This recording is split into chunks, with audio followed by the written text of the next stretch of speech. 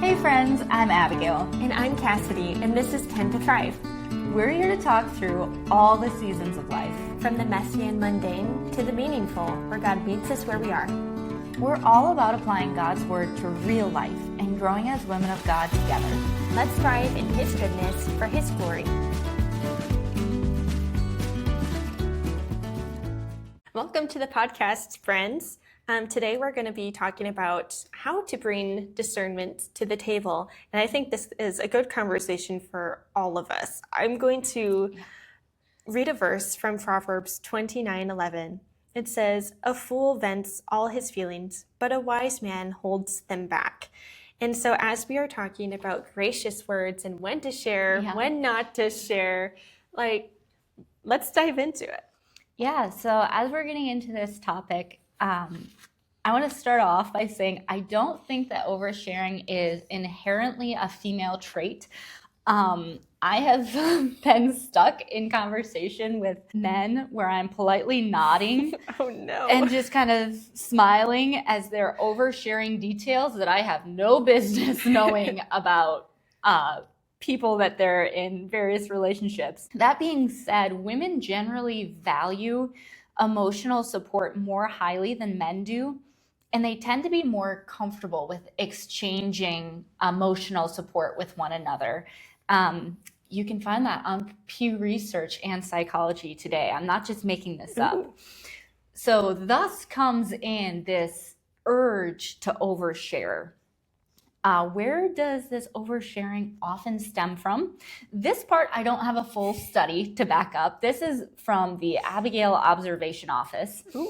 And some personal experiences as well. So here are some risk factors for oversharing. Number one, someone who is unmarried or has a bumpy marriage. Someone whose spouse does not want to discuss the topic at hand. Someone who is lonely, or someone who has been emotionally hurt in the past and or desires validation. And you might be listening to this and say, wow, that's like almost everybody. Correct. Yes. We are all at risk for oversharing. Yes. What a very astute observation you have made. So some things that I've learned is that oversharing, it usually leaves a bad taste in the mouth, whether it is the mouth of the one who has just been dumped on or the one who's overshared.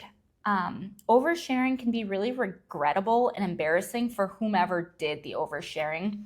It usually is uncomfortable for the recipient of the oversharing, and it's often done without discernment or wisdom, leading to very sloppy situations, gossip, and at times hurt or broken relationships. So again, the best way that I personally would define oversharing, this is from the Abbey Dictionary, and it's as follows: mindless emotional dumping on often unassuming victims, giving a similar dopamine response as junk food. Irresistible and pleasurable in the moment, but it'll make you feel sick after. Wow, that's such a good Abigail dictionary. I need to keep this one on a card in my pocket. I'm telling you, don't do it. Yeah, I've been thinking about this since the summer.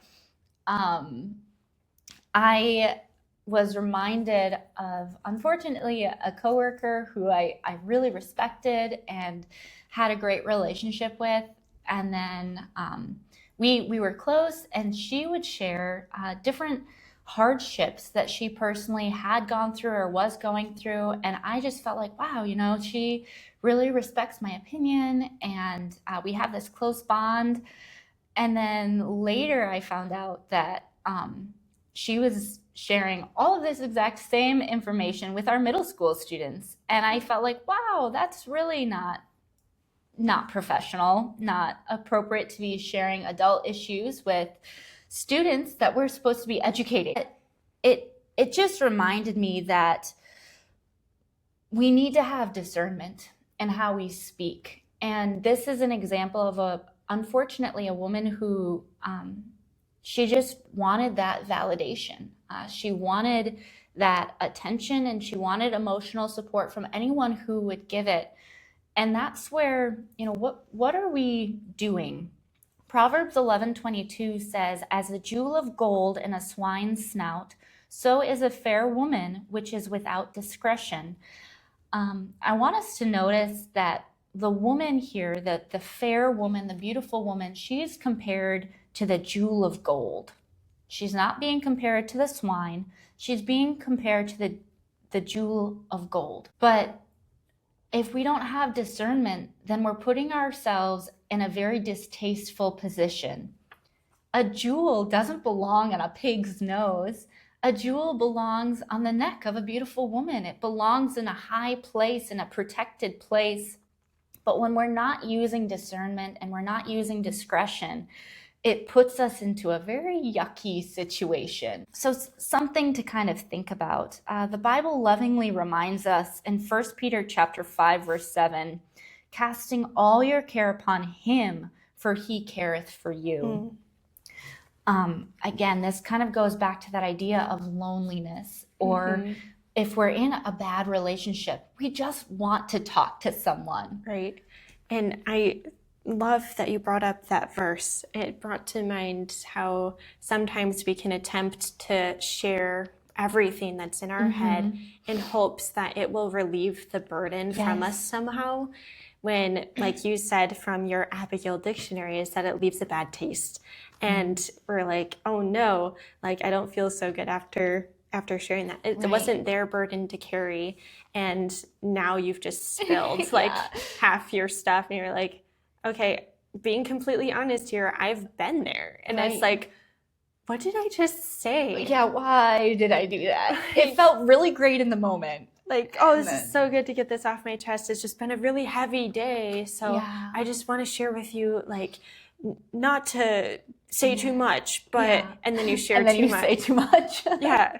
I don't know if it's like the introvert in me. When I meet someone new, I'm like, how can I bring them into my experience or what I'm doing? And like, I kind of just keep babbling. It's like, oh no, like, how can I have more discretion? Right. And so when you're trying to talk through 1 Peter 5:7, "Casting all your care upon him, for he careth for you," our burdens can be brought to Christ and he can hold them all. Yes. And he is the one who can solve our burdens. And it's not going to be any person or anything that is going to be able to hold this or make us feel any lighter. And so, yes, I really think that verse is spot on for this conversation. And I'm going to kind of jump out of order here, but you had mentioned the fact of meeting somebody new. And sometimes we'll say things to people we don't know very well that we wouldn't say to people we do know really well. And so just kind of some thoughts on that. And again, I don't have the psychology research in front of me, but this is my personal analysis of it. If I know that the person doesn't have any experience or insight, and I don't actually want to follow their advice, that feels like somebody who's safe for me to share it with. Because I know you don't really know anybody else. And so you're not a threat to me. I don't feel afraid that you're going to share this information with anyone who's going to get me in trouble. Or, you don't really know me that well. And so I can just kind of dump this on you and leave it here, and I don't have to be confronted with it again. Right. Or maybe hoping that they agree with you. Yeah. Hoping that they'll just kind of agree with us. Make you feel better about what you're trying to decide on too. Yeah. And so that's another one of those kind of psychological, emotional, and I would say almost manipulation, where we're just using somebody so that we can get this off of our chest, when we wouldn't do that to somebody who we are really close to and really know well. Right. So that brings us again to the next part. While I am naturally an internalizer, 1 Peter 5:7, "Casting all your care upon the Lord, for he cares for you." This is something that I really try to discipline myself in and try to remind myself of, so that I'm not going to overshare on an unassuming victim. And I'm using this word very intentionally because most of the people who we overshare on are just unassuming victims. They have no idea what's about to be dumped on them, and they don't want any part of it most of the time. But I am most prone to oversharing when there's something that either my husband, A, doesn't find an interest in, or B, he's really done listening to me. And he said, Abby, I don't want to hear about this anymore. And I'll say, okay. And I'll go scurry off to find somebody else that I can tell because I still want to talk about it. And that's where I have to be reminded, I can talk to the Lord about this. Yes. I don't have to go and tell a bunch of people. I can just go to the Lord. Because my primary emotional support person is sitting this one out, my desire for emotional attention and empathy, it starts to grow. And again, I usually tactfully go to somebody who has nothing to do with the situation, isn't going to be helpful, and can't actually offer resolution to my issue. And why do I do this? Because I rationalize it doesn't feel as vulnerable, and hopefully my careless words aren't going to go back to anyone involved. One kind of silly example of this, but it's one that still burns in my mind, gives you that junk food feeling. During the summer when I was working at my parents' farm, I was working with one of the teenage summer help boys, and we're just working for hours at end. And so we're talking, and I carelessly kind of start poking fun at my mom and my mother-in-law. I'm so sorry if you're listening. And just kind of sharing of, mothers do as mothers do. And sometimes they'll be micromanaging or they're over concerned about things. And he just kind of smirked like a teenage boy and was like, whatever. Yes. Passively listening. Hopefully she'll stop talking now. And afterwards, I felt so rebuked because it was like, why am I encouraging a teenager to complain about his mother, A, and B, why am I sharing this with him? This is so foolish. And, here I'm supposed to be a responsible adult and I'm supposed to be a good example, but I'm just sharing this foolish babble. Mm-hmm. And then kind of my last example here, if you haven't noticed, I've been sharing some examples of what oversharing can look like. My husband will occasionally come home and he works with a lot of middle-aged women, and he will tell me stories of these women and the way that they overshare. And sometimes it is just really inappropriate things where most of these women are not saved, and so they're just talking without a filter. And he will come home and share with how uncomfortable he is after these conversations. And again, we're reminded, as a jewel of gold in a swine's snout, so is a fair woman without discretion. These things, contrary to what they hope, they do not elevate us or make people think more highly of us. Unfortunately, they oftentimes besmirk ourselves. Psalm 139, verses 23 to 24 says, "Search me, O God, and know my heart. Try me and know my thoughts, and see if there be any wicked way in me, and lead me in the way everlasting." That word try is to test. Lord, see what my motives are. Why am I doing the things that I'm doing? Am I just looking for attention? Do I just feel like complaining right now? Is what I'm saying actually helpful? Am I helping the situation? Does the person that I'm sharing this with have any significance to the situation? Are they going to help? If others knew that I was talking with X person about this, would they be okay with it? If my mom knew that I was complaining to this poor teenage boy about her, she would not have been okay with it.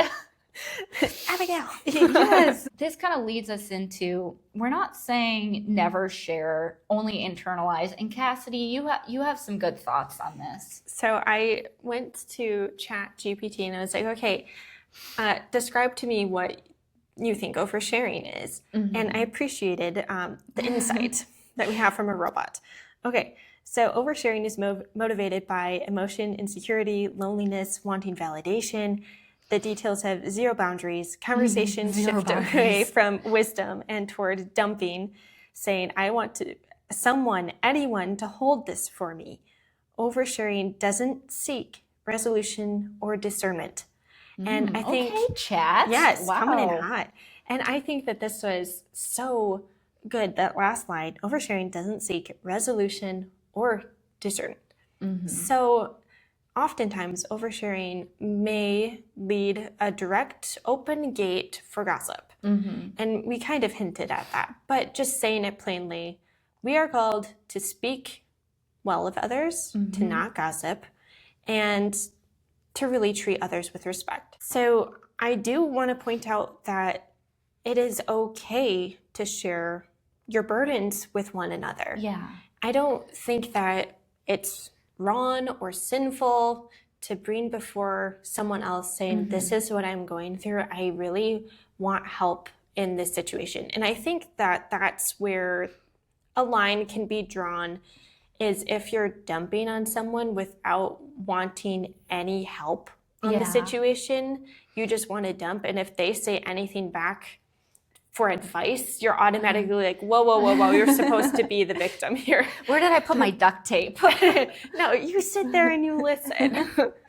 And I think that if you feel offended that they actually had some sort of advice to say back, That might be the red clear flag. line that is like, okay, this isn't something that I need to be talking about with you, or maybe this is something that I need to bring to the Lord, and we'll regroup. Okay. Yeah.